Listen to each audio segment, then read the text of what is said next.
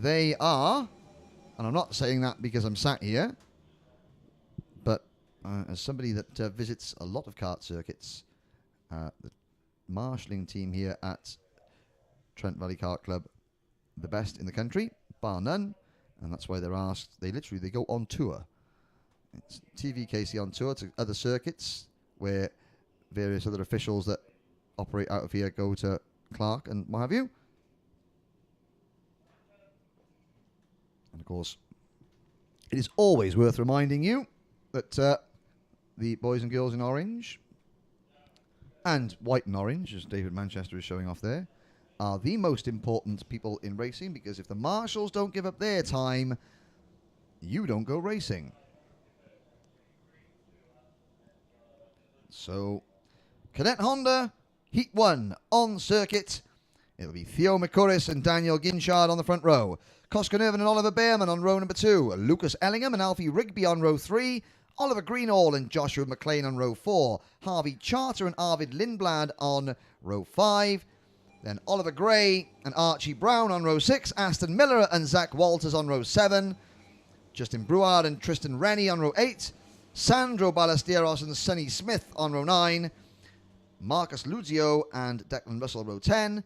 Kyle Casabanti and Ryan Willis row 12. And Ethan Simmons at the back of the grid on row number 13. And you'll think, well, why are they doing an extra lap? Well, it's because the Cadet Honda, the only 4-stroke class here, they have a standing start, I believe.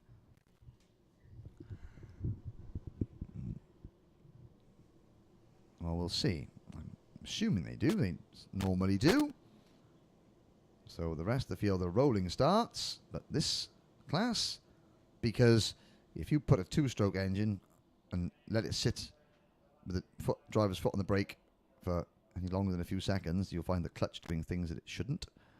But the Honda, the 4-stroke, we're going to go round again. Well, we just wanted...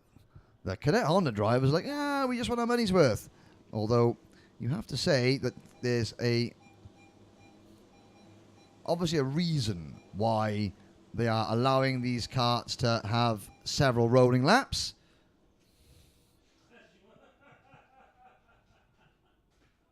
And so they obviously want to just make sure that all the karts are running cleanly.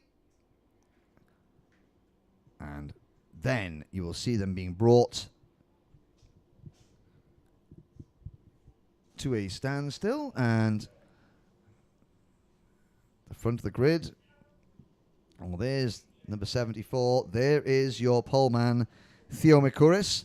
And so this class, you can see that McCurris is a privateer driver, 2 privateers in the front row. Now, there are teams in Cadet Honda, like there are in any class, but because of the nature of the engine, it is and the fact that it's generally, not always, because there are some drivers that spend years racing Hondas, and very good drivers they are too, but a lot of people use this the first time, especially if the parents are new to karting. They think, can't go wrong with the Honda GX160. Let's start out on that until I know what to do. And then, if son or daughter like it, then we can look at one of the more not fiddly, but one of the more highly strung and slightly more complex 2-strokes. But here they come. So, they will line up on the grid. On the outside, you can see Daniel Ginchard. That's the Global Karting graphics kit. And then on the inside, number 74, Theo McCurris. The back, the number 69 kart of Ethan Simmons. Joins the 13th row. They're all looking up at that gantry. You can't see the lights on the screen. They can in the grandstands. The drivers can see as well. Looking up. When the lights go out, there's the green flag to signal that the grid is clear. And engine notes rise. Off we go. We're off and racing. All 25 drivers cleanly away, with McCurris getting the jump on Daniel Ginchard. Maintaining first place. They go under the Litchfield Bridge and out onto the banking for the first time. And it is Ginchard who muscles McCurris a little bit wide there on the banking. McCurris dropping down to 4th or 5th place. Oliver Behrman in the number 2 kart finding his way into second place. And behind Behrman, that looks like Koskan Irfan in the number 12, who is working as he did in qualifying with his Virtus Motorsport teammate. And there's Behrman, followed by Irfan, calmly taking the lead. And Ginchard knows this is not the time to fight. He can just slot in behind them and try and work with them, because he's got Mikuris right behind him, who's going to try and work the same ultimate goal of pulling away from as many of their rivals as possible and then settling it amongst the smallest group possible in the last couple of laps. But it's Behrman, Irfan, then Ginchard, Mikuris, and at the back of that 5-strong lead train, that is the number 38 BRK Kart of Alfie Rigby. And so the BRK team, still a force to be reckoned with. A couple of years ago in all cadet classes, they were 2014 maybe, was it, when the likes of Mark Kimber and names who escape me at this precise moment, where BRK were the British champions, British Racing Karts. That's Chris Hawes' team. But up the front, so that's Alfie Rigby at the back of that lead group in number 38 for the BRK team. But up the front, it's the two Virtus Motorsport karts of Behrman and Irfan. And Virtus Motorsport, second-year team, being run by ex-driver Lewis Hall, with assistance from the Behrman family, but also assistance from Billy Munger, who is a driver coach for some of the Virtus drivers, and still in and around the paddock, many Billy Whiz visor stickers and kart stickers. And I'm not sure if Billy's going to be here this weekend, hopefully, but he has come back from his dreadful accident to carry on coaching the kids in a class that he used to race in. And two of the drivers that he has helped coach are running 1-2. Behrman and Irfan, with Ginchard in third. 7 minutes to go.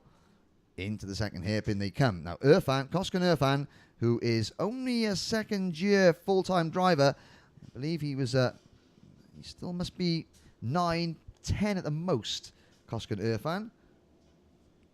So a lot of time to go. Behrman is in his third or fourth year as a cadet, and you can stay in cadets until the year of your 13th birthday, I believe. And of course, Oliver Behrman is, he's quite slight. He's going to have a growth spurt at some point, but it hasn't happened yet. And so while you're too light to go into a more powerful class, then you stick to what you know. And Behrman, second in last year's British Championship, thus the number 2 on his kart. Looking to go P1 this year as Alfie Rigby passes Daniel Ginchard as Behrman 108.240, new fastest lap. And Irfan still faithfully pushing his teammate along. Ginchard in third, Rigby. So it's Mikuris in third, then Rigby and Ginchard. Josh McLean in the number 76 kart is sixth, and Oliver Greenall and the number 7 of Archie Brown next in line. And the tactics that Behrman and Irfan have been using is working, because they have now pulled out over a second on Theo Mikuris, who was unable to follow them. And now the problem that they've got, the third, fourth, and fifth place drivers, Mikuris, Rigby, and Ginchard, is that they're out of the slipstream. So no matter how hard Theo Mikuris gets his head down behind that steering wheel, he is not going to pick up a slipstream from the two drivers in front. He now has to rely on Alfie Rigby pushing him along. And Rigby was able to do it on that last lap, and the gap remains at 1 second. But whilst Irfan and Behrman are working so well together, I don't think, well, we've still got just under 5 minutes to go, so anything is possible. But certainly at the moment, Behrman and Irfan are working extremely well as they head into the second hairpin and out. And you can see the Cadet Honda's using far less curb on the outside than some of the other classes. why make the lap longer for yourself when you've got a kart that isn't as powerful as a lot of the others and pokey? Awful lot of low end in these Hondas, but that's why you've got to keep it smooth through the corners. And that's a brilliant corner there from Koskanurvan. He was literally resting on the rear bumper of his teammate all the way through that Mike Wilson complex. And the result is that actually they've lost ground to Theo Makuris, who's now just 0.7 of a second back. No, sorry, 1.3 second back. They've gained ground. It's 700ths back from Behrman to Irfan. But Makuris has got Rigby and Ginchard for company. In fact, well, he's only got Rigby for company now because Ginchard is fading a little bit. Fastest lap of the race goes to Aston Miller, privateer driver.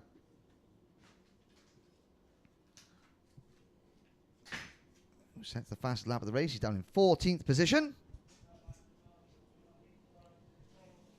With 3.5 minutes to go, still Oliver Behrman leading and looking untroubled.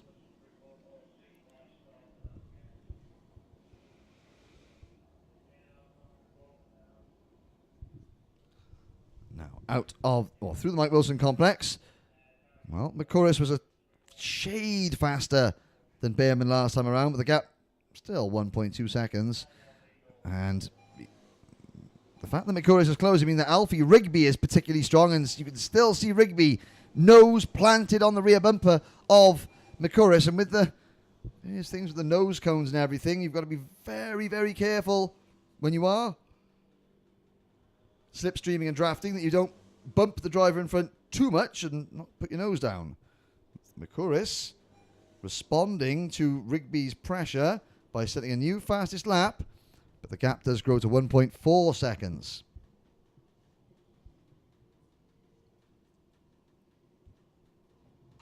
Behrman, a little bit wide there was Oliver Behrman coming out of the second hairpin.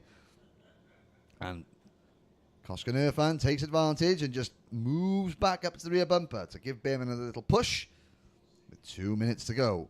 The question remains, will Koskanurvan try a move, or will he sit and settle for a 1-2 for the team with his teammate in 1 and him in 2? Well, at the moment they can't really relax because Makuris and Rigby are still pushing on. They're losing a tenth or two a lap, but that's not a lot when you consider just how much the two Virtus Motorsport drivers are drafting together.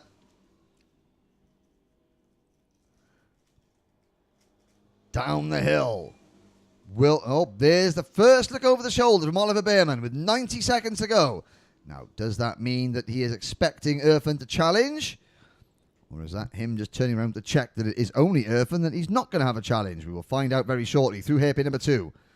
Will Koskan Irfan have a little look?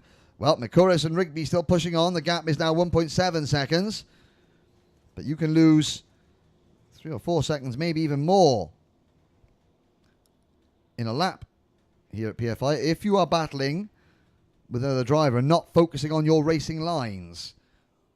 Less than a minute to go.